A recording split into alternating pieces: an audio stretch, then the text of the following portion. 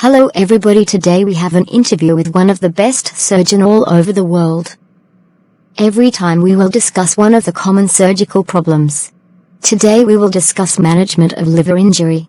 Hello doctor and welcome to our studio and our YouTube channel no1doctor.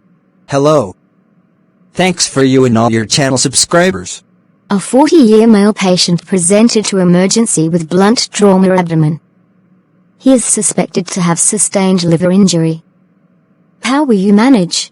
Only a major violence usually leads to liver injury as it is well protected, and in 80% of cases off-liver injury associated other intra-abdominal injuries are present. General management is same as for management of blunt trauma abdomen. Primary survey involves maintenance of airway, breathing and circulation. Secondary survey includes details history, clinical examination and relevant investigations.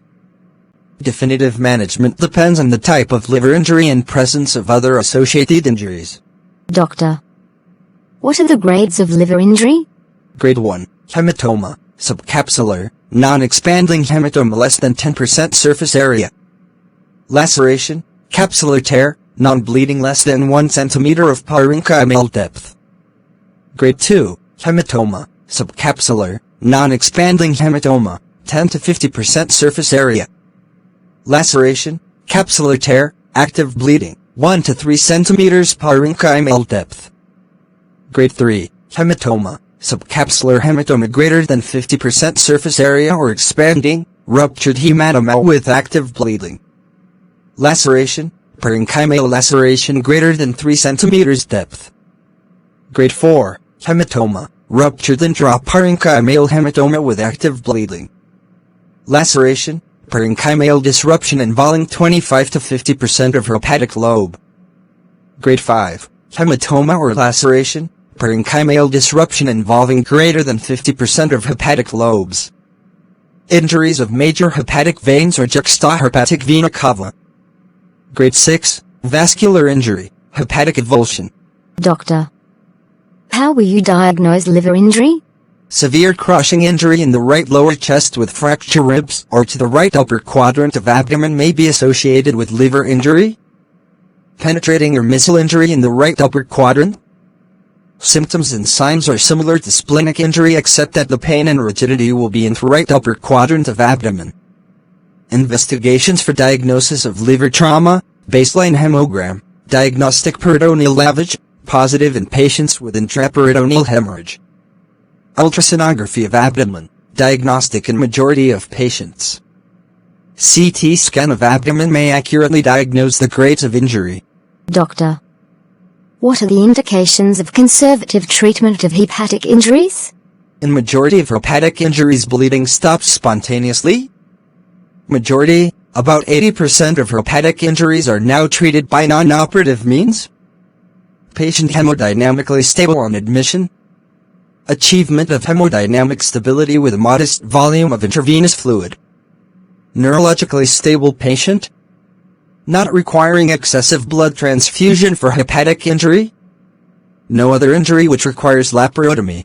Conservative treatment of hepatic injury includes intravenous fluids infusion, blood transfusion if required, analgesics, antibiotics, intensive monitoring every hourly, pulse, blood pressure, respiration and abdominal signs, serial contrast CT scan or ultrasonography to assess the progress of hematoma or to assess continuing bleed. Free contrast in and around the liver indicates continuing bleed. Doctor, what are the indications of surgery for hepatic trauma? Laparotomy is indicated for persistent or recurrent bleeding. Shocked patient with a distended or distending abdomen. Temporary response to intravenous fluid followed by hemodynamic instability. Failure of conservative treatment due to ongoing or recurrent bleeding. Associated injury requiring laparotomy. Doctor, on exploratory laparotomy and evacuation of peritoneum, a minor liver injury is found which is not bleeding. What to do? The strategy in such situation is not to explore the hematoma. Doctor, on exploration there is minor liver injury, which is actively bleeding. What to do? The strategy in such situation is to compress the injury and maintain the compression for 20 minutes. If the bleeding stops, the injured sites should not be opened. What should be the operative strategy in patients with major liver injury and active bleeding, which could not be controlled by compression? When compression fails to stop the bleeding, then inflow occlusion is done by applying a non-crushing clamp in the hepatoduodenal ligament to occlude the hepatic artery and portal vein. If bleeding is controlled with inflow occlusion, then the possible source of bleeding is either hepatic artery or portal vein branches. Intermittent release of the clamp will allow to identify the site of bleeding, which may then be suture located. Direct suturing requires a good view into the depths of the injury. If bleeding could not be controlled by suturing, perihepatic packing would be the most prudent approach as a damage control measure. Patient is returned to ICU and re-explored after 24 to 36 hours when he is hemodynamically stable. On re-exploration, the pack is removed and bleeding reassessed. There may be no bleeding and no evidence of necrosis or bile leaks. No resection is required in such situations. The bleeding may stop, but there may be non-viable or macerated liver tissue, which require debridement or non-anatomic resection. If bleeding recurs on pack removal, decision is to be taken whether to repack or to do definitive procedure. If the patient's condition is stable, non-anatomical or segmental liver resection may be done by an experienced surgeon.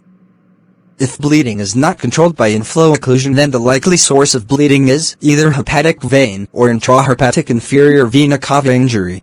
Doctor, what is the role of hepatic resection in hepatic trauma? In major hepatic trauma, when other measures like packing, suture ligation fails, hepatic resection may be considered. Only experienced surgeon may embark on major procedure like hepatic resection.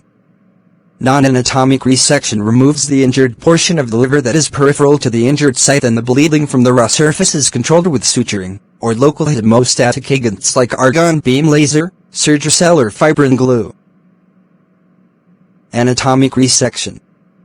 Right, left lobectomy or segmentectomy is major procedure and is associated with increased mortality and morbidity, and should be ventured by only experienced hepatobiliary surgeons. Doctor, how will you manage subcapsular hematoma on exploration? A small subcapsular hematoma should not be explored and left as such. An expanding subcapsular hematoma or a large subcapsular hematoma which is compressing the liver needs to be explored. The large surface area of bleeding is difficult to control. The bleeding may be controlled with application of local hemostatic agents. Suturing. Hepatic artery embolization or ligation. Doctor, what are the complications following hepatic trauma? Deranged liver function test. Bilirubin, transaminase, alkaline phosphatase and GGT level may rise. Serum albumin level may fall. External biliary fistula may occur due to minor or major ductal injury. ERCP and stenting may allow healing. Development of delayed biliary stricture may require appropriate surgery at a later date. Hemophilia is rare complication. Hepatic artery angiography and selective embolization may help. Suprenic abscess and septicemia. Pulmonary complications. Multisystem organ failure. Thanks, Doctor. Thanks for you and for your subscribers. Thanks for watching. Hope to see you again in next videos. Do not forget to like and share our videos and subscribe to our YouTube channel no1doctor and share our videos with your friends on social media. With my best wishes.